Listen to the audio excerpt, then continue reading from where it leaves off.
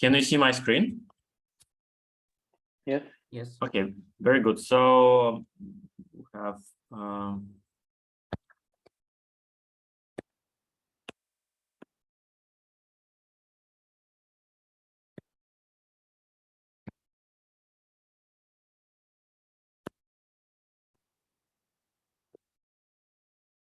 okay, so let us first complete the construction we started discussing last time. So recall that we started proving the following theorem, which claims that for a Q module,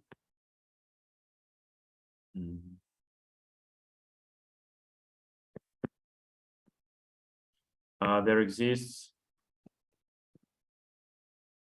a projective resolution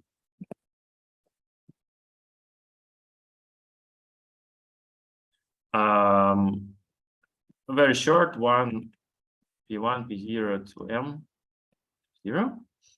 And actually, the proof is very concrete. So we say that, so let this be F and this G. And we define P0 as the direct sum of di P of I from Q0, where di is the dimension of Mi. So we take as many times P of I as we have di, and the map from P0 to M is given very explicitly. So let M I1, Mi, di be basis Mi, and also let E I1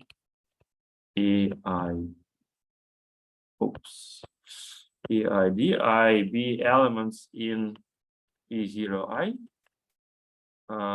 also be length 0 pass in each of P of I. Okay, so we have as many copies of P of I as we have the dimension of Mi, and therefore we just denote by EI1 up to EI di the elements, the generating elements corresponding to these Pi. And well, we define f of Eij Vm Ij, and in general for basis of P0 is of the form B, say I J. So maybe let me check the notation. Maybe I better use Cij, not to confuse with the basis for P1. Cij, where I is the vertex, J runs from 1 to di, and Ci is a path starting at Ci. Oops, I. Okay, so these are just basis elements, and by definition, so we set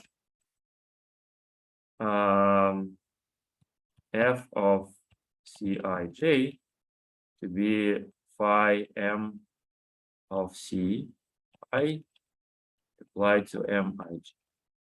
Okay. So just as it should be, since we want f to be a homomorphism of Q modules. So, well, clearly f is a surjection, since every element, the basis element of M is covered, But of course, we need, it has a kernel. The kernel is rather large. And so we need to construct P1 in order to make the sequence exact. So any questions about the map F and the construction of P0? You mean it is map G or Say it again? isn't it map F? Sorry, is this map F or map G on our diagram? Map F or what map? Map G. Oh, thank you very much. Sure. I just misused the letter. So of course this is G. And of course this is also G. And of course this is also G. Thank you very much. So Sorry, G. can you hear me now? Yes, I can okay. hear you clearly. Yeah. So G is a map from, let me repeat it here. G is a map from P0 to M. So now we want to construct P1. And by definition, P1 is a direct sum over the arrows. So P1, and the arrows are, so the corresponding elements are P, T, alpha. Here we put G as a alpha. So, well, the projective, we have projective P's correspond to the terminal point of alpha, and the number of copies of each P is fixed by the starting point of alpha. Okay, so now, so we want an injection from P1 to P0, and this is our F now. Okay, so how to construct it? Well, so the basis, we have basis of P1 of the form B alpha J. Alpha is an arrow and J runs from 1 to S of alpha. And B alpha is a path starting at T of alpha. So here's the picture. So we have alpha from S of alpha to T of alpha. And then we have some path B alpha from T of alpha to somewhere. And these are basis elements. So now, and of course, we have the upper index J, since we have several copies of P of T alpha. Okay, so you can see already here in this picture that we can compose alpha and B alpha, well, getting a path starting from S alpha. So how should we proceed? Well, we'd like to define F of B alpha J to be alpha B alpha J. So you see this is a path starting at S of alpha and terminating at the terminal point of B of alpha. Okay. And so these can be seen as a point in P0. Okay. In fact, corresponding to the terminal point of B alpha. And however, this is not not everything, because this formula, as I said last time, does not know anything about M. So we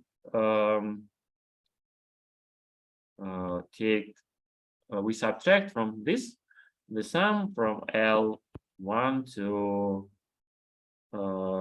to D S of alpha, or rather T of alpha. Yes, T of alpha.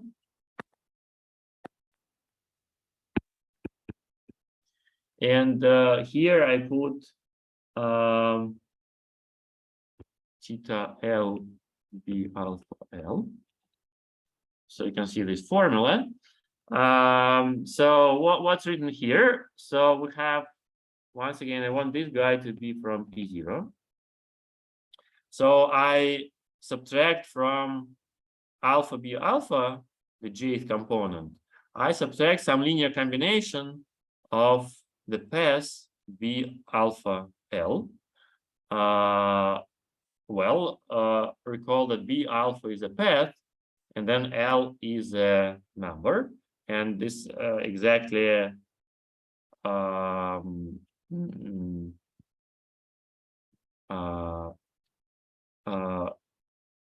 the number corresponding to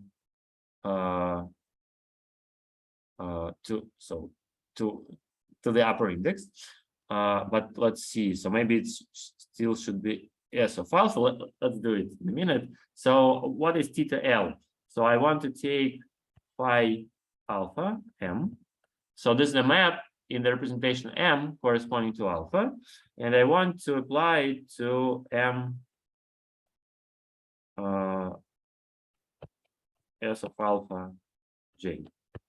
Okay, so this is a basis vector in M, in capital M, and I apply to it the map, and the result is the sum, which is sum theta L, L from 1 to T of alpha, and here I have M L T of. So does this formula make sense to you? For you?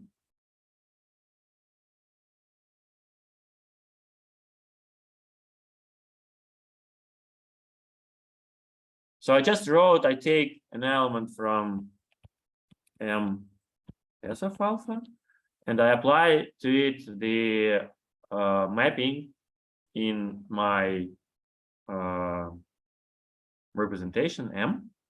So this actually, so I don't know what notation you prefer. So this is nothing but M alpha, but maybe just to make it kind of different from representation itself, and for the element I denote it by phi. Okay, so is it clear? Okay, so so this is the definition for F, and let us prove one claim in order to see that this indeed makes sense. So so we claim that if you compose F and G, then you get 0. Yeah, so this is the first check. So meaning that the image of G sits in the kernel of, the image of F sits in the kernel of G. Okay. So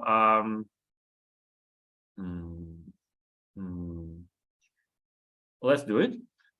So we compute G of F of C alpha J, of B alpha J, sorry. Okay, and by definition, this equals to G of alpha B alpha J minus the sum L from 1 to dt of alpha. And here we have theta L B alpha L. Okay. So now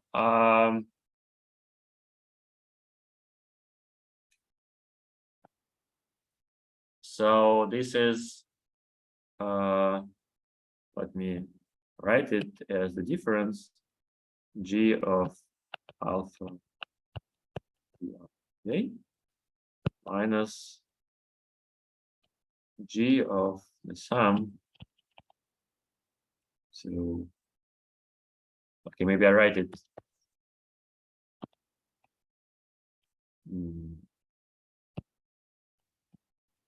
From 1 to G of alpha, and here I put theta L, G of B alpha. So can you tell me what is the first term? What do we have to do?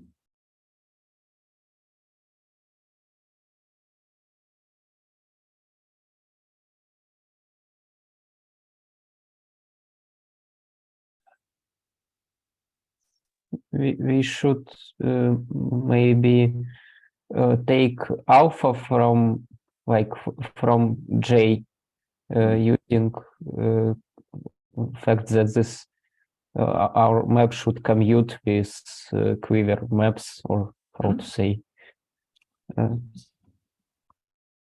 Right. So by the very definition, what is G of alpha B alpha J? So we have to take phi M. So this is the maps in M corresponding to our path alpha B alpha, and we apply it to the basis vector. To which basis vector? Can you tell me?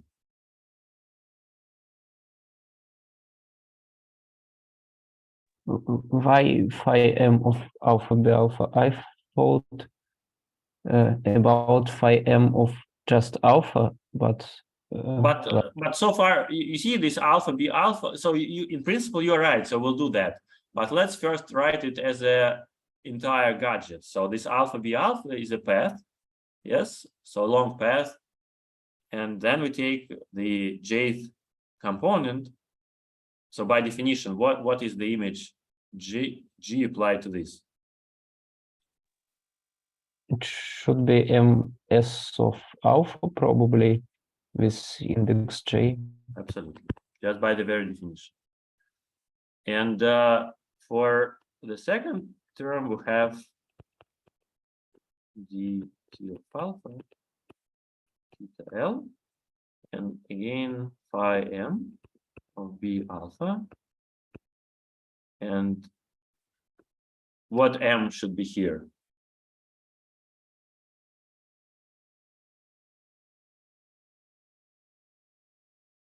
So I'm now trying to write down this guy.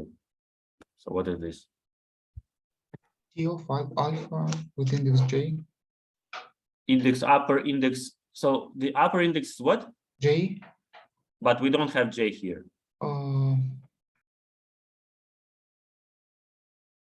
So you see in this formula, there's no J, right?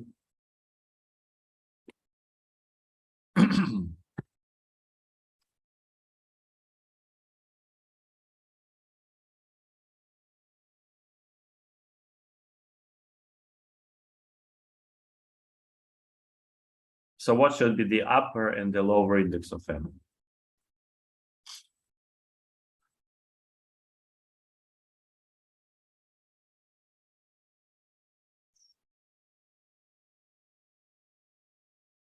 So we want to compute this G of B alpha L. So what is it?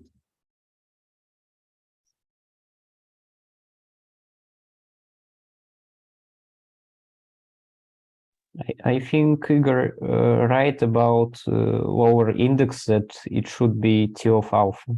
This I do agree. The upper should be L. Absolutely, yes. That's right. So, okay, now let us use what Andrei told us, that phi of M of alpha B alpha is the composition of phi of M of B alpha and phi M of alpha. Yes, because our path alpha B alpha just a composition of B alpha and alpha. Yes, and we apply it to M J S of alpha. minus this sum. Okay, maybe we even do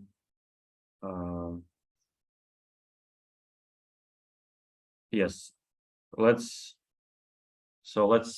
put out the phi m of b alpha, and here the remaining thing is dt of alpha theta l ml t of alpha. So is it clear now that this is 0?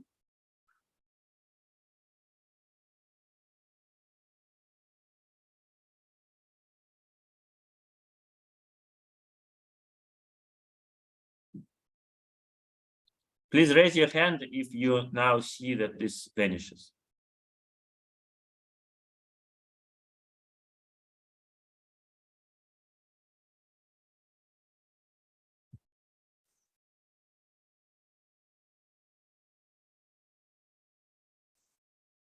One hand.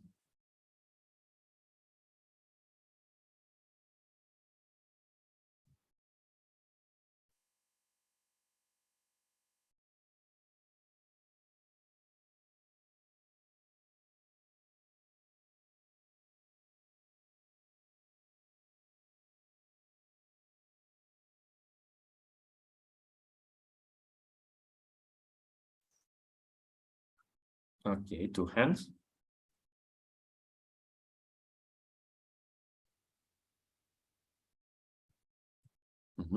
So actually, we can just complete this line, pulling out phi m of b alpha, and then inside we have phi m of alpha, m j s of alpha, minus the sum dt alpha, theta l m l t of alpha, and this is 0 just by definition.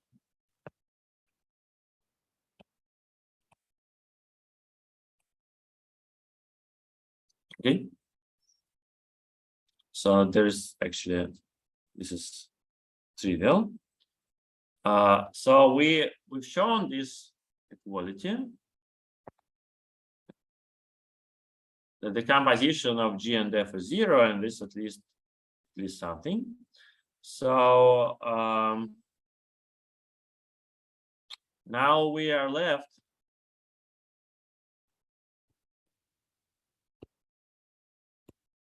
show that first F is an embedding,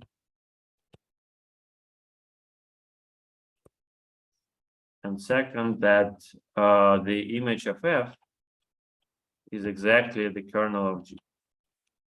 So far we've only proved the claim that the left-hand side sits in the right-hand side, but the actual claim is that they do coincide. So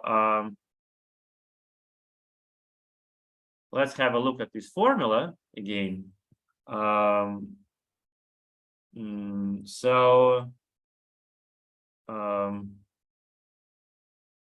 Maybe let's do the following. So I'm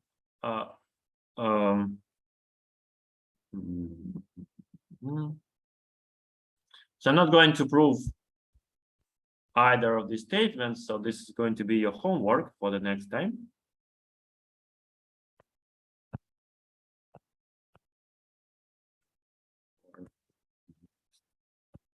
Fine. However, just let me mention that the first claim is rather trivial. The second makes it's a bit more complicated. However, both are not very involved. Okay. So once again, let me repeat that we have a projective resolution. And this does not depend on Q or M, so it does exist for any given. So of course the construction does depend, but it is rather general. Okay, so now so let me introduce a notation. So let me denote by A the direct sum of P of I from Q0. So what is this A? So does anybody remember?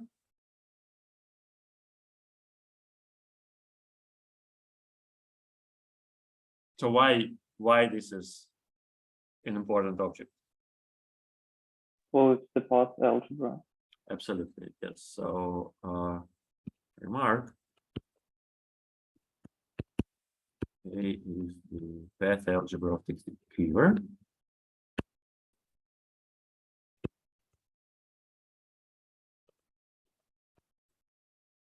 And so we put forward the following definition. So a Q module M is called free if M is a submodule of A plus A plus A for some N greater than 2. So oops, sorry. And it's projective. Sorry. I just skipped one definition. So if M is isomorphic to the direct sum for some N greater than 0. Sorry, and so indeed the submodules of this guy are going to be projective, and we're going to prove it in a minute. But okay, let me formulate it. So the proposition that M is projective if and only if M is a direct summand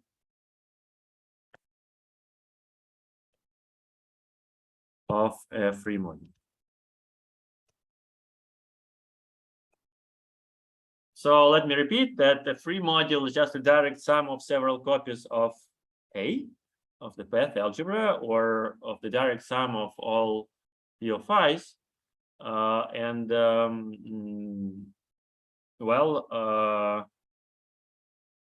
M is projective. The claim is that M is projective if it is if and only if it is a direct summand of a free module. So meaning that a free module decomposes as M plus something. So let us give a proof. So one side is rather naive. So assume M sits in A plus A plus A. So please raise your hand if you can prove that M is projective.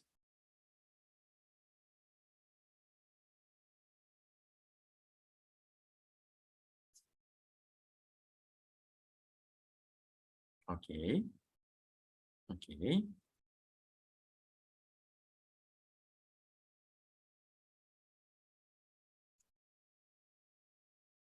So let's think for half a minute.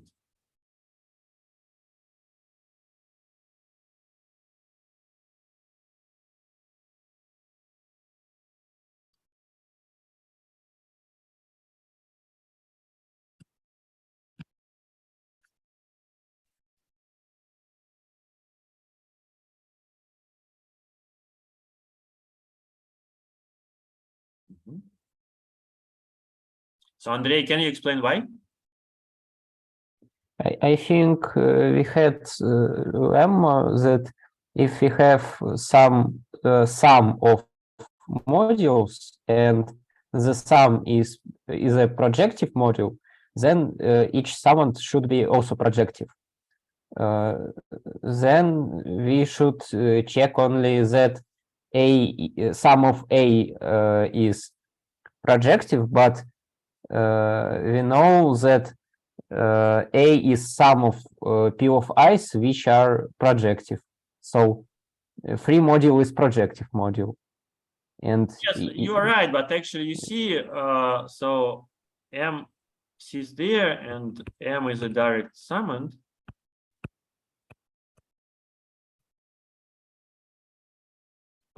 implies that M is isomorphic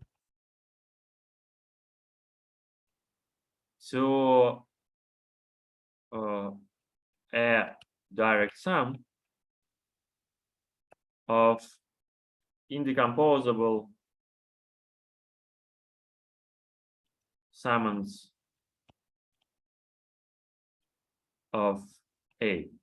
Right, so recall that we have a Krull-Schmidt theorem saying that, so this Krull-Schmidt theorem, so that if we have a decomposition into indecomposable summands, then so any other submodule is a direct sum of several indecomposable summands. So therefore, M is isomorphic to PI1 plus so on plus PI for some numbers, and since all PIs are projective, M is projective as well.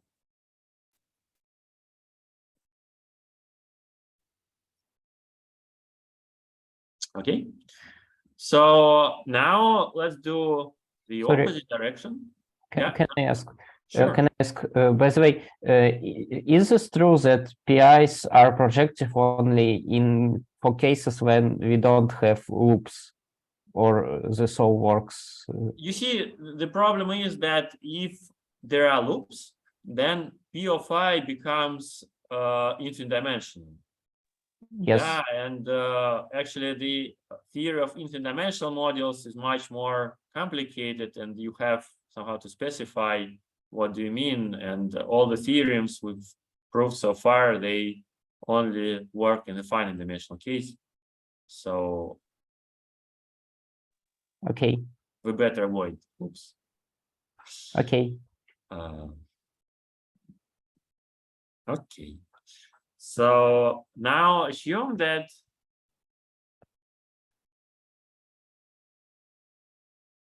And if there are loops that are not oriented. So some relations, but no loops that are oriented. Is it still fine? say it again, please. If there are some loops, but not oriented loops. No, if there are no oriented loops, there's no problem. Yeah, yeah. So the only, of course, the loops mean, so having loops, well, a loop is an oriented loop. Yes, otherwise, all the paths are still finite and it's okay. So now assume M is projective.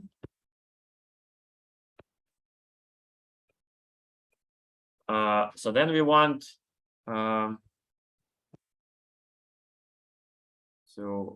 find free module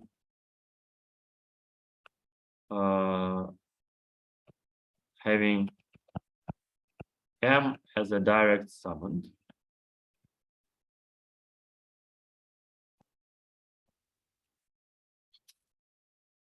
So any suggestions?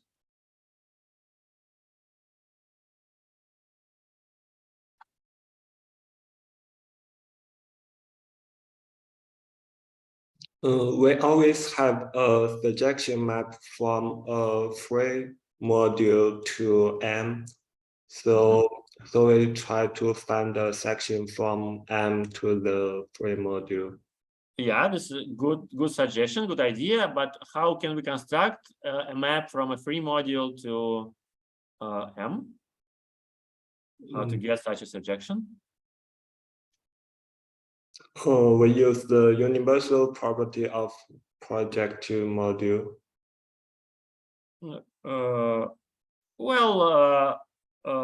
Right. This is one possibility. So another way we can use the resolution we've constructed so far.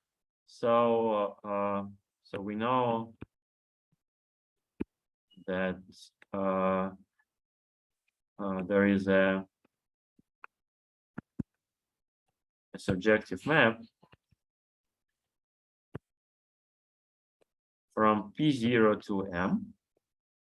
Okay, from the previous theorem, and so we have an exact sequence. So this was G. So the kernel of G 0 to M 0. And since M is projective, the sequence splits.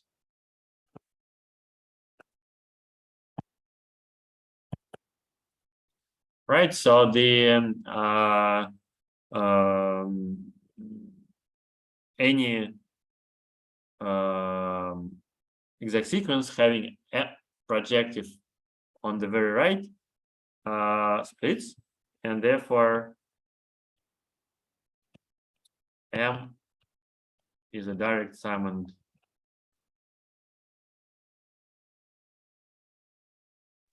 of 0, which is direct sum di p of I, and it's clearly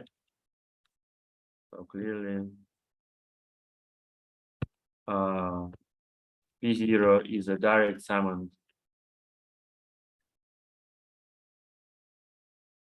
of some free model.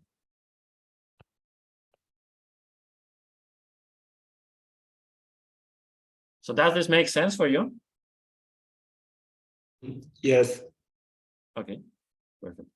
So any questions about the claim?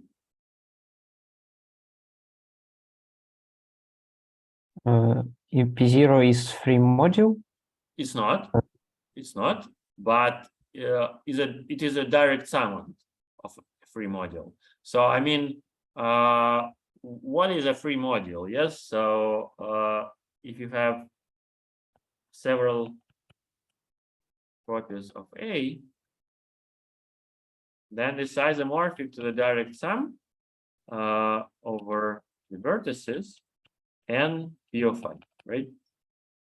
So if we take N to be the maximal over all I of the dimension of Mi, then clearly a N times is isomorphic to P0 plus some P0 tilde, and therefore P0 is a direct summand of a free module, and M is a direct summand of P0, and we are done. Okay. So some further questions? So the conclusion is rather important that, so of course, the projective modules are usually defined via the universal property. However, one more way to define it is just all possible modules being direct summands of free modules. Okay, so let's formulate a corollary.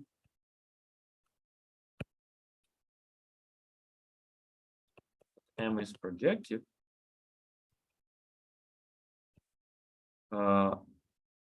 If and only if M is isomorphic to the direct sum several indecomposable projectives or some possibly coinciding numbers I1, IR. Okay. So this is just because these are exactly the direct summands of a free module. Okay, so now let's go further. So this is our description of the modules, and actually so we've seen that all the projective modules are submodules of rather kind of simple representations, so just free modules, and actually we can describe them as direct sums of indecomposable projectives P of I. However, there is an interesting question: what are the submodules of projective modules? So can we somehow describe what possible sub-representation can a projective module have? So for that, let us define the following notion. So so let P of I 0 be some fixed indecomposable projective as usual.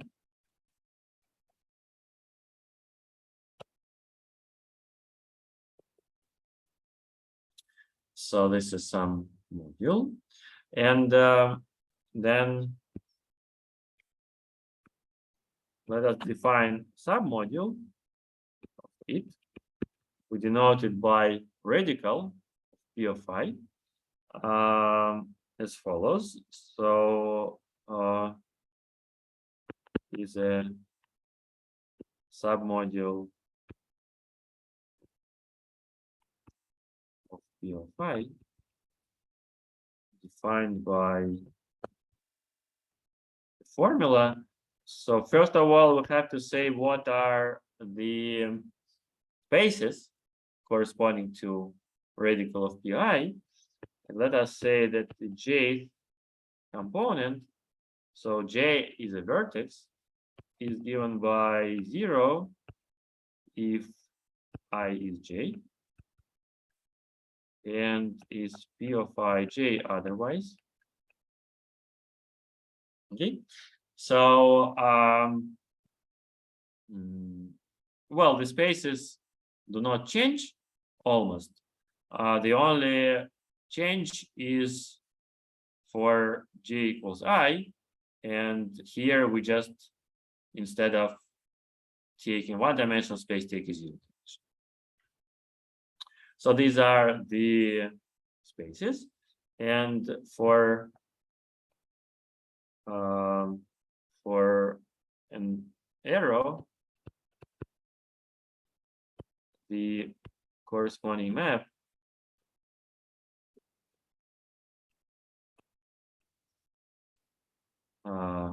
radical P of I S of alpha to radical P of I T of alpha coincides with the map Pi S of alpha to Pi T of alpha if S of alpha is not I and vanishes otherwise.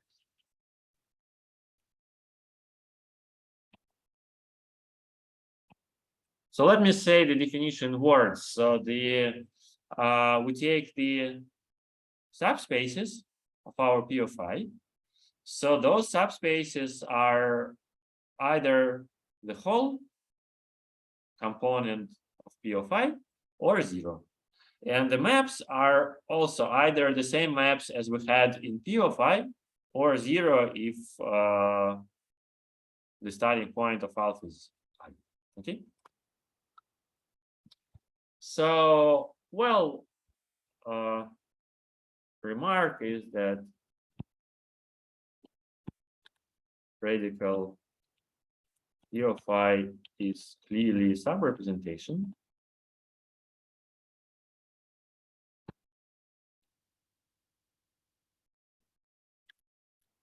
And what is a bit more delicate is the following lemma, saying that radical of P of I is the maximal non-trivial submodule. Okay. So how can we prove it?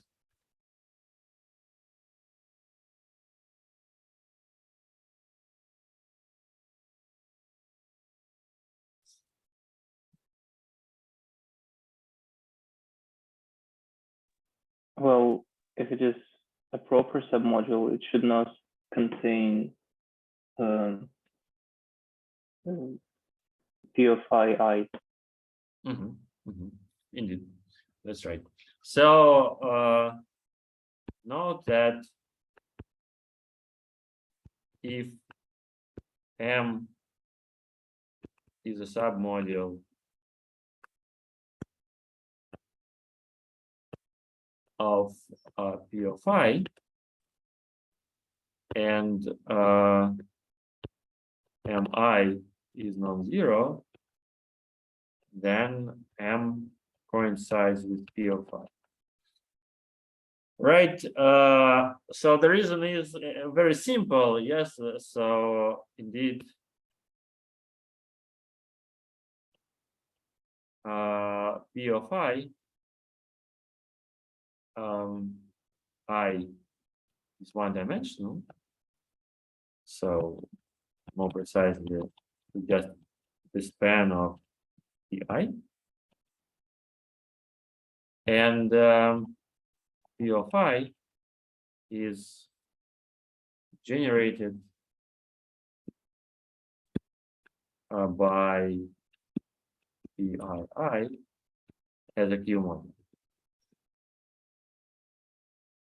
Yeah, so this means that well, any vector can be obtained from Pi by applying some operators from our Q. So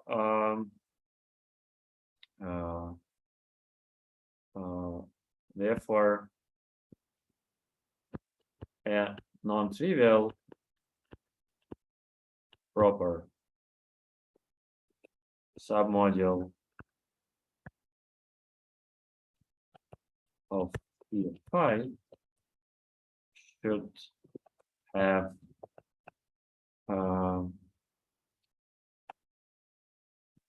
zero I.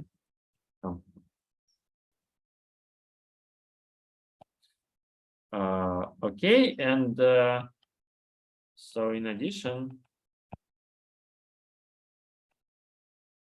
we know that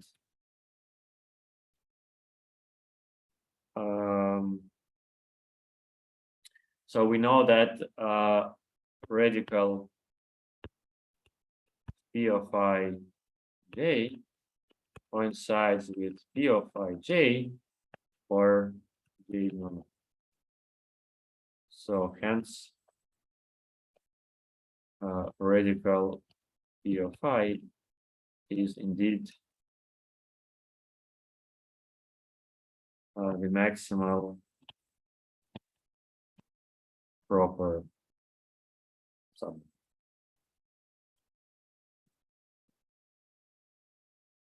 Okay, so again, so the argument is quite naive. Yes, so first of all, a proper submodule cannot have the an ith component.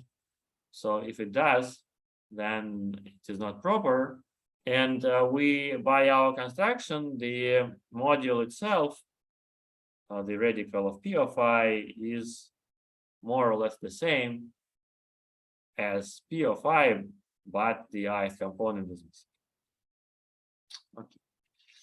So now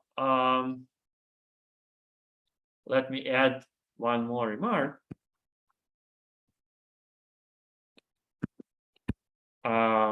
Saying the following. So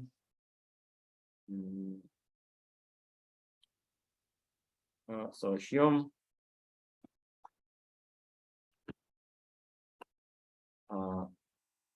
Okay, so let me do. So if we take the radical of P of I, we can ask whether it's can be 0 or not. So can you tell me, so please raise your hand if you can describe all the cases when the radical is 0.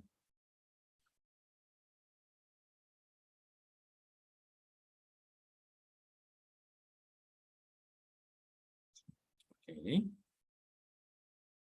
Okay.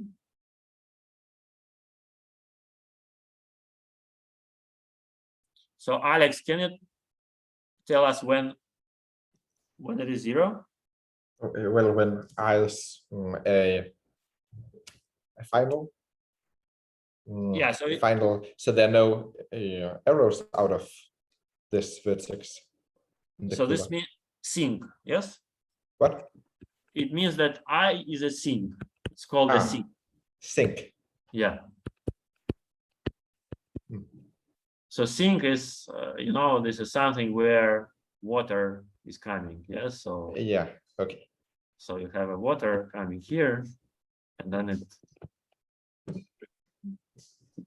it's there. So this is called the sink. Other well, what can we say in this case about P of I itself? It's just one-dimensional at the sink and 0 everywhere else. Right. This means that this is simple. Okay. So this is the case when it's 0, and the following lemma claims that assume that the radical is non-zero. So the vertex is not a sink. There is something coming out from there. Then the radical P of I is projected.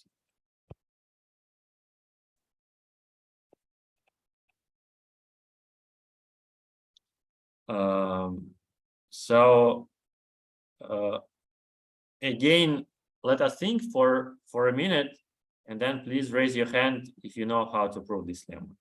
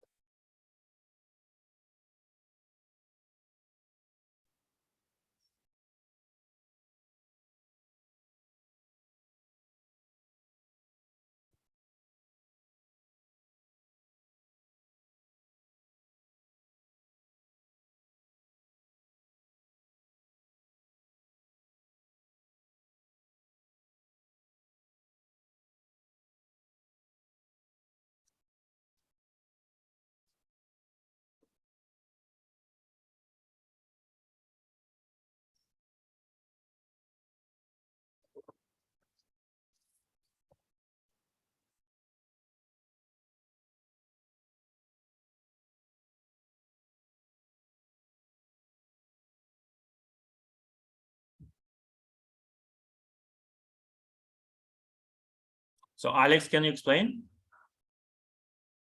I think we have a morphism or a map from the PI and to the radical of PI and from the radical of PI to PI. So we can compose the maps. So if we have say a surjection from A to B and we have a map from radical of PI to A, then we can compose it with PI to radical of PI, and we get a map from PI to A. And by projective property of pi, we get a map from pi to b. And then we just use the composition of radical of pi to pi and then to b.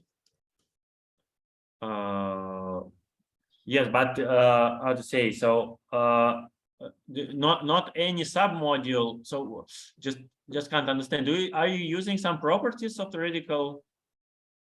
Yeah. I'm using that there's a morphism from the radical to the pi and from pi to the radical. Right?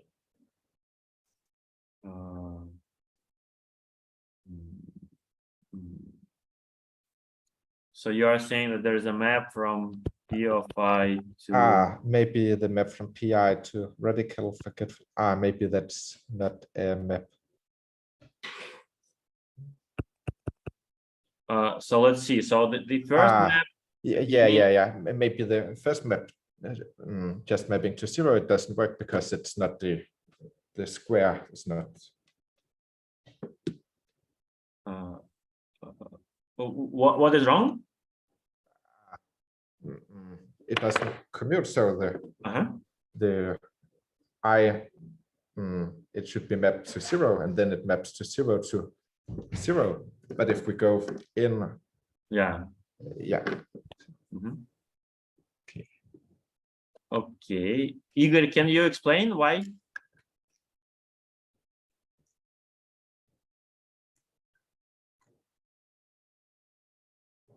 Unfortunately, we can't hear you, so you are muted. I thought that I can explain, but I understood that my reasoning was wrong. Actually, we should for any map from radical of p of I to any module, we should extend the map to the wall p of I. And if we can do it, we will prove the projectivity of radical. So you mean you want to use the universal property, yes? No, no, and after that, yes, universal property for p of I. Yes. Okay. Dima, and what is your suggestion? Well, using some homological algebra, it's possible to prove that in our case, every submodule of a projective module is projective. We just well, but so in principle, you are right, but we have the kind of opposite direction goal. So this radical is going to be used just in a few lines for the proof of the claim that any submodule for projective is projective. Well, we have already proved that every module has a projective resolution of length 2. We did? Yes, so hence x, higher x, which are greater than 1, vanish. And using this, we can prove that every submodule of the projective is projective. But here, I guess we can write it as a direct sum over all arrows going from I.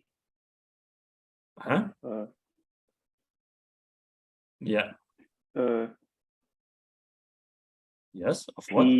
Pj, where ij is an arrow.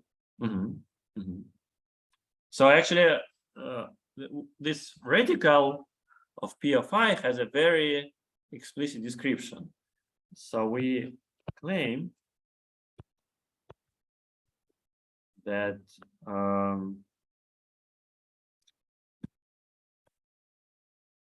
the radical of p of I is isomorphic to a direct sum over alpha from Q1 p of such that S of alpha is I, p of t of alpha.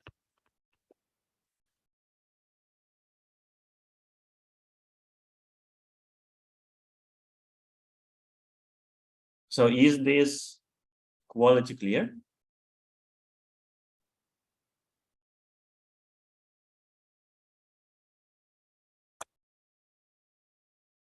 Andrei, does it make sense for you? Seems like. But okay, so let us maybe comment on that. So what is the radical of P of I? So we have a vertex I, and then we have several arrows from I to somewhere. And for the radical of P of I, we have nothing here, just 0. And then a basis for P of I is, well, we have a basis formed by all paths starting from I and going along the arrows of the quiver. And the first step of such a path corresponds to some arrow. So there are some paths starting here, starting here, starting here. And therefore, our radical decomposes as a direct sum over the terminal points of all alphas, and the corresponding modules are exactly P of T of alpha, just by definition. So therefore, this is indeed true, and since each P of T of alpha is projective,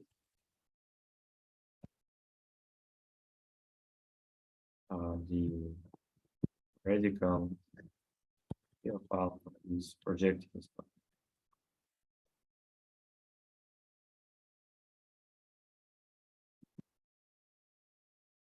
well. And now the reason why we've introduced these modules is that this is a tool to prove the following theorem, saying that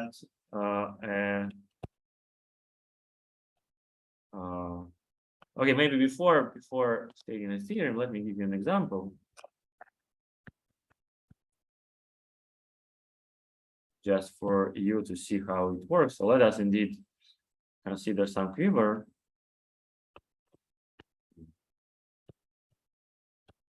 Say something like this. Okay, and let this vertex be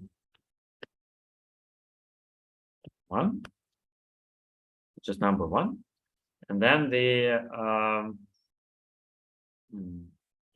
P of 1 is of the following form. Just okay. Okay. Okay.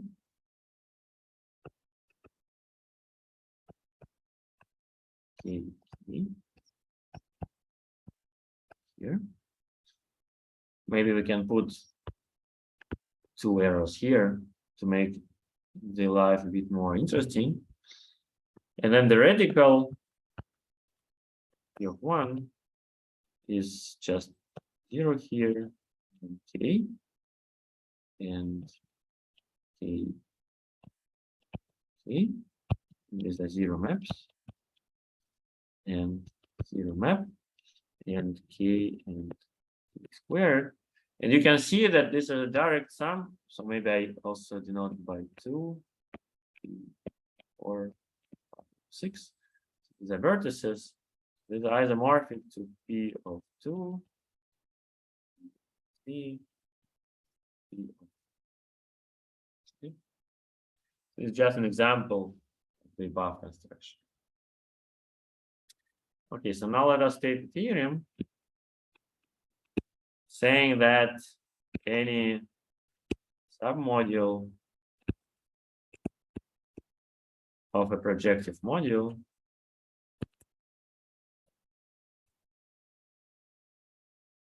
is projective itself.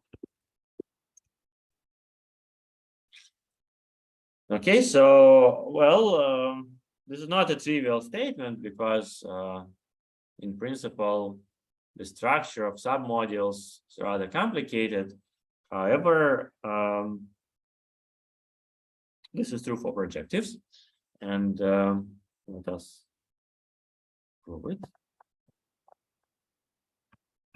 So let B be a projective module.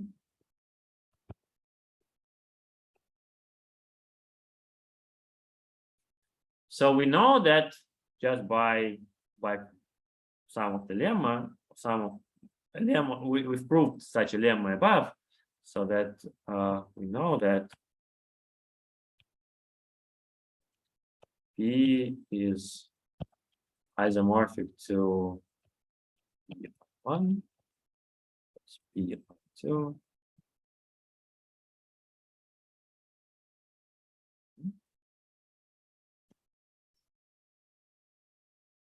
Okay, so this is a direct sum of indecomposable projectives, and so now let M be a submodule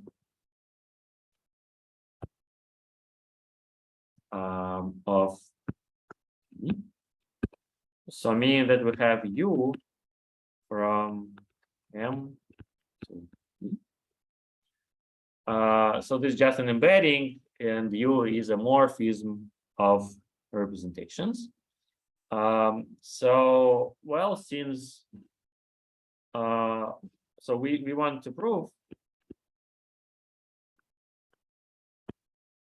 show that M is projective. So let us decompose U into the direct sum of U A from 1 to R. So I just want to say that, so we have P, which is PI1, PI2R, and then we have M sitting inside here, U. So therefore we have the mappings from M to PI1 up to PIR, and I denote them by U1 up to UR. So is it clear what are those UIs? UAs. Does it make sense? Okay.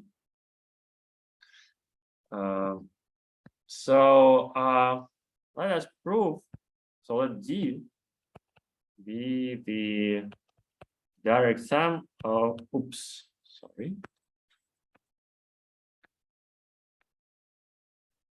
sum A from 1 to R, dimension maybe better. Sum I from Q0, dimension of P. Okay, so we take all vector spaces of our P. So recall that P is our initial projective representation. M is sitting inside. So we take our P and we sum up all the dimensions of P. And let us prove.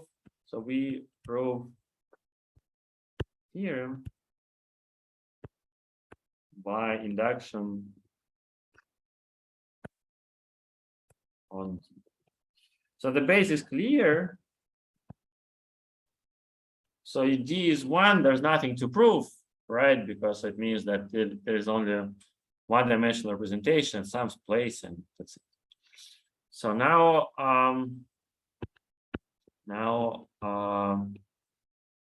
we consider arbitrary D.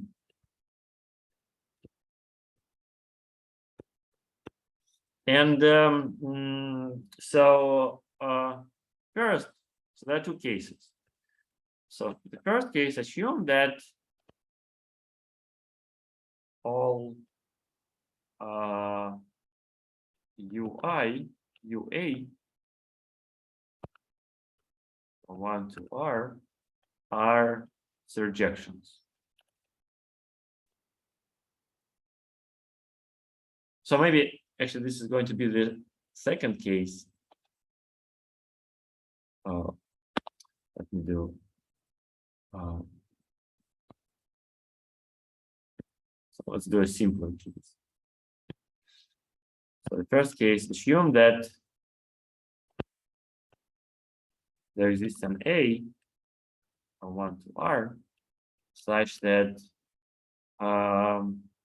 the image of UA is not the whole B of IA. So then how can we proceed in this situation?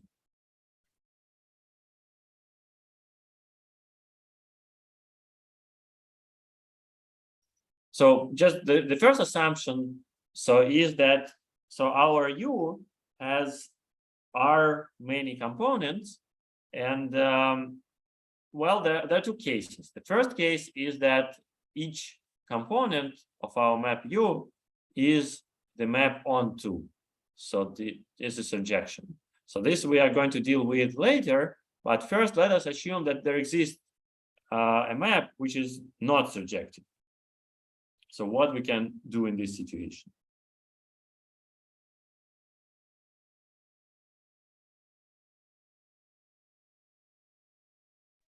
Maybe then there exists map to radical of. Yes, absolutely, absolutely. So then the image of U sits inside radical EIA plus the direct sum over B being not A, B of IB. And we proceed by induction.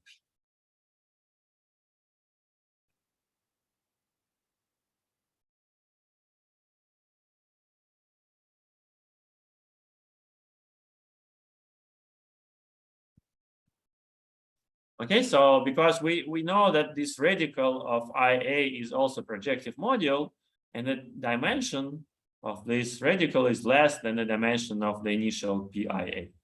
So therefore, we can proceed by induction.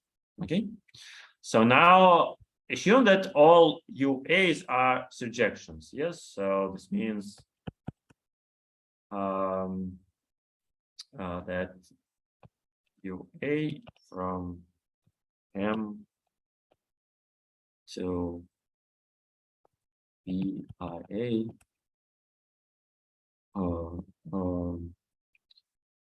are all onto, yes?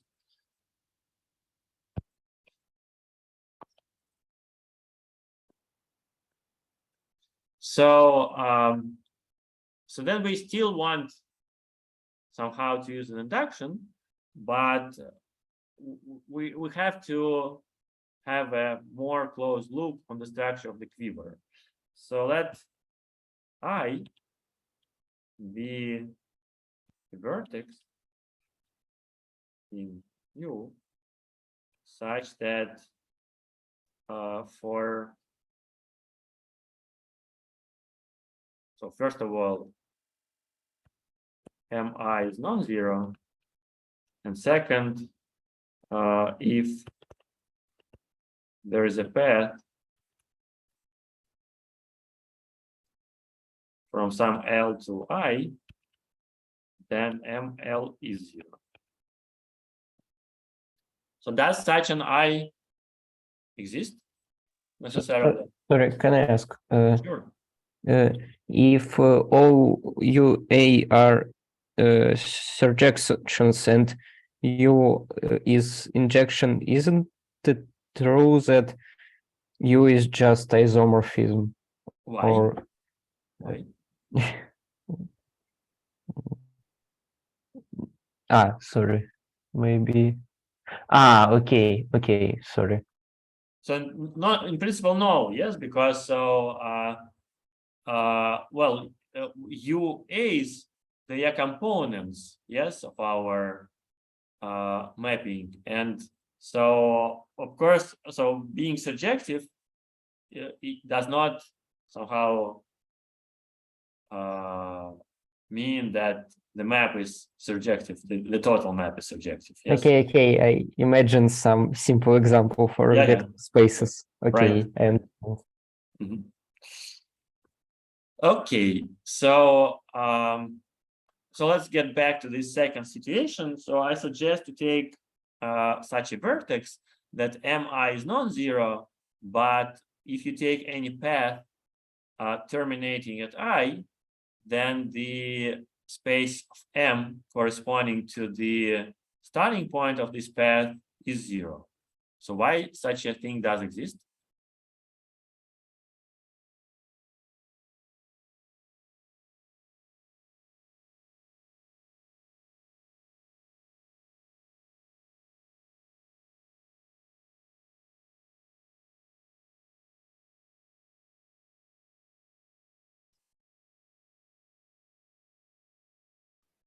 We can take any initial point and go to arrows.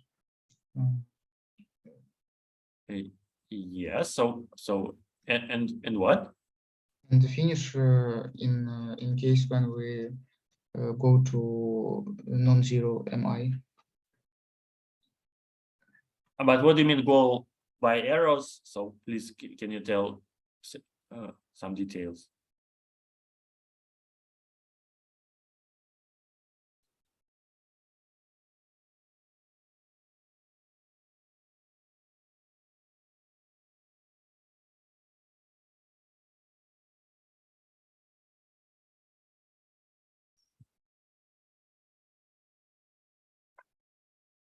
So we need some vertex where mi is non-zero, yes?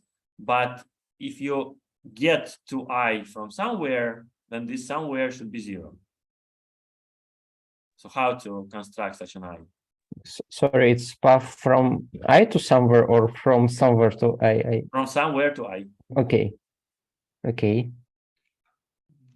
can consider the set of initial vertices. Initial, what do you mean by initial vertices? Vertices that have no arrows that go to the vertice. You mean the sinks or not sinks, but sources? the opposite source. Sources. Yes. Okay. Yeah. Sources, and if in that set there is no vertex with mi is non-zero, then we consider the set of all vertices that can be obtained from the sources by going to one arrow. Mm-hmm. And that and then try to find non-zero mi in that set, and then go from one set to another, just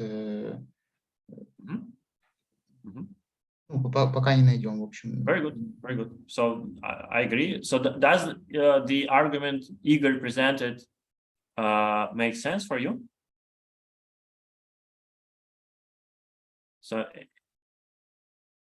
any questions about this claim? Sorry, I didn't understand the argument. Igor, can you repeat, please? Можно на русском скажу? Okay, maybe let me Yeah, then, можно. and then Andrei will somehow ask me. So what Igor suggested, we take sources, yes? So sources. So you have nothing coming here, right? And then you consider M corresponding to these vertices. And if there exists an MI, which is non-trivial, with I being a source, then we are done. Do you agree? Andrei? Why? Because then this I is a source, so there is no path from L to I for any L. And therefore, of course, the ML is 0. No, well, there's no condition. Okay. Why ML? Okay. Because there is no path. Yes. Okay. Okay. So if some M corresponding to a source is non-zero, then we are done. Okay. But if not, if all of them are 0, we consider the arrows starting from our sources, and we look at the vertices here. And remember that all those guys are 0, right? Now we look at M sitting here. And if we are able to find a non-trivial M, then we are done. Okay? And so on. Okay? Okay. Good. So now we found such an I, and then P is P of I several copies plus P prime. So we know that P is the direct sum of several PIs, and let us just take all the summands which are equal to PI separately, and then P prime is the remaining thing. And why we do here? Because we have M here, and then this M equals to M intersected with P of I direct sum M plus P prime intersected with M. Because of our condition. Well, and now we proceed.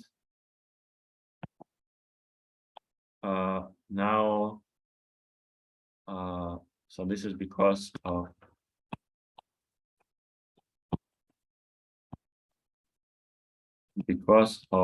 condition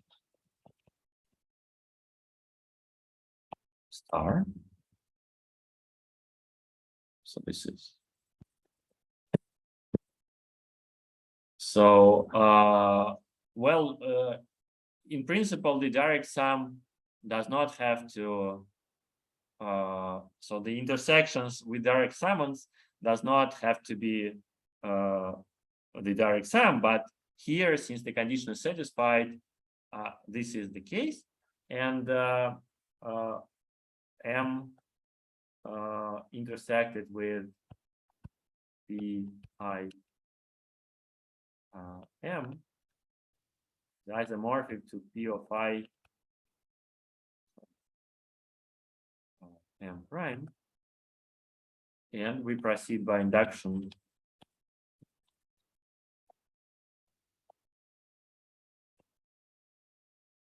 By induction, since dimension of P prime is less than the dimension of. Okay, and well, we are out of time, but let me just close with one corollary,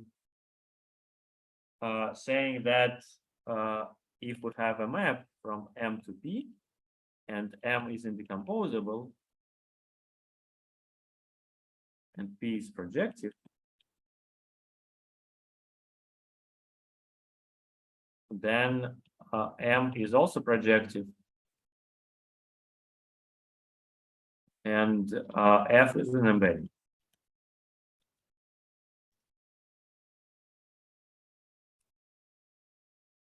So can you explain why it is true? So F is non-zero.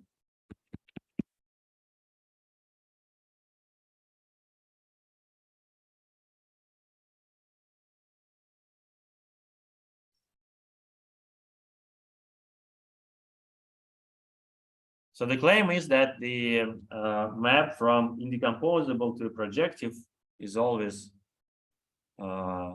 embedding, and this indecomposable is projective. Igor? So if f has a kernel that sequence kernel f to m to p splits because p is projective. So Yeah, but kernel f is a submodule in M, right? yeah, some model in M, and So it can be either 0 or M. Yes, since you take any. Okay, you don't know so far. Yes, so you have the. And we know that that sequence splits because P is projective, so we decomposed M to two submodules, and M is indecomposable and non-zero, so kernel F should be 0. Okay, and why M is projective? Why it is surjection from M to P? Yes, this is a good point. So we have to put image P, right? Yes. Oh, image F. Image F. Yeah. And image of F is a submodule in P, and so this is a projection. Yes. So Yes. we proved that F is injective. So M is submodule of P, and we have already proved that submodule of projective module is projective.